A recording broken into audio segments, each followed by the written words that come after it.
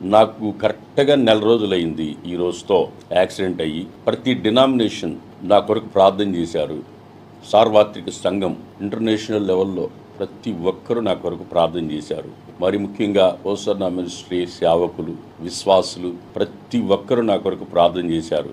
ఆ ప్రార్థన ఫలితం ఈరోజు నన్ను సజీవ లెక్కలో ఉంచి దేవుడు నన్ను మీ మధ్యలో సాక్షిగా నిలిపాడు. ఇంకొక 10 రోజులు అయితే మీ మధ్యలోకి నేను ఫీల్డ్లోకి వస్తాను. మీరు ఎవరు ఇక్కడికి వచ్చి నన్ను డిస్టర్బ్ చేయకండి. మీ అందరికీ నా కొరకు ప్రార్థన చేసిన ప్రతి ఒక్కరికి పేరు పేరున మీ అందరికీ కృతజ్ఞతలు తెలియజేస్తున్నాను. నాకు ఆరోగ్యం బాగుంది, ప్రస్తుతానికి కుదుట పడతా ఉంది. అనుకున్న దానికంటే త్వరగా స్వస్థత కలుగుతూ ఉంది. వీలైనంత తొందరలో మీ మధ్యలోకి నేను వస్తాను.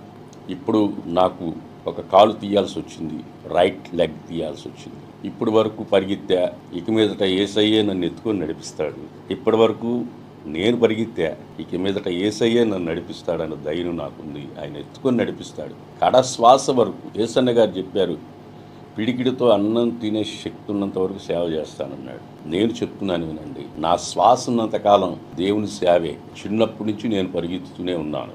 నేను ఈ రోజు వరకు పరిశుద్ధులకు ఒక్కసారి అప్పగించబడిన బోధ నిమిత్తం, సేవ నిమిత్తం పోరాడుతున్నాను. అలుపెరగ పోరాడుతున్నాను.